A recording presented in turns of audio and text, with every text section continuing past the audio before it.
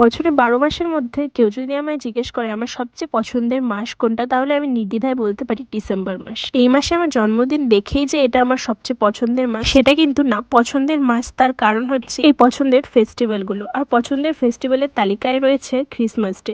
এই Christmas data কিন্তু আমার খুব পছন্দের। তবে ছোটবেলার ক্রিসমাস আর এখনকার ক্রিসমাসের মধ্যে কিন্তু অনেক পার্থক্য রয়েছে। তো এই বছর ২০২৫-এর ক্রিসমাসে কিন্তু আমি চলে গিয়েছিলাম ঘুরতে। আর ঘুরতে গিয়েছিলাম খুব কাছাকাছি একটা জায়গায়, যেখানে কম বেশি তোমরা অনেকেই গিয়েছো। এই জায়গাটার নাম হচ্ছে রংটং এর হর্নবিল পার্ক। জায়গাটা গুগলের থেকে কিন্তু সামনাসামনি দেখতে আরো বেশি সুন্দর। তোমরা যারা যাওনি এখনো অব্দি তারা কিন্তু একবার হলেও এই জায়গাটায় ভিজিট করো। এই জায়গাটা সত্যি খুবই সুন্দর দেখতে।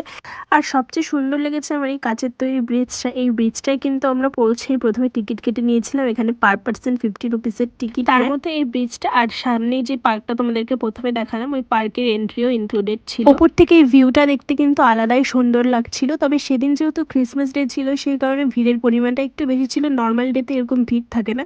নর্মাল ডেতে কিন্তু এখানে বসে থাকলে খুব সুন্দর একটা কোয়ালিটি টাইম কাটানো যাবে। ওখান থেকে বেরিয়ে অপোজিটেই কিন্তু এই পার্কটা রয়েছে। তো ঢুকে যাই পার্কের ভিতর। আর পার্কের ভেতরের অ্যাম্বিয়েন্স আলাদাই সুন্দর ছিল। সাইডে গান চলছিল।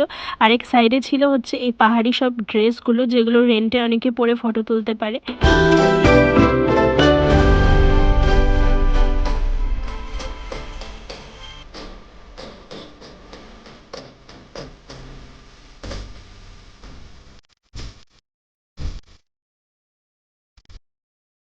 এই পার্কটায় গেলে কিন্তু বাচ্চা থেকে বড় সবারই খুব ভালো লাগবে। প্রায় অনেকক্ষণ চারিপাশের পরিবেশটা উপভোগ করার পর বেরিয়ে যাই আমরা বাড়ি আসার উদ্দেশ্যে। বাড়ির খুব কাছেই যেহেতু রংটং, তাই কাছাকাছি আউটিং এর জন্য কিন্তু এই জায়গাটা একটা বেস্ট অপশন আমার মনে হয়েছে। এরপর চলে যাই রংটং এর একটা রেস্টুরেন্টে। আর রংটং এর মোমো কিন্তু এমনিতেই খেতে খুব টেস্ট, তোমরা সকলেই জানো। তো ওখান থেকে মোমো খেয়েছিলাম আর লাঞ্চটা একেবারে করে নিয়েছিলাম ওখান থেকে।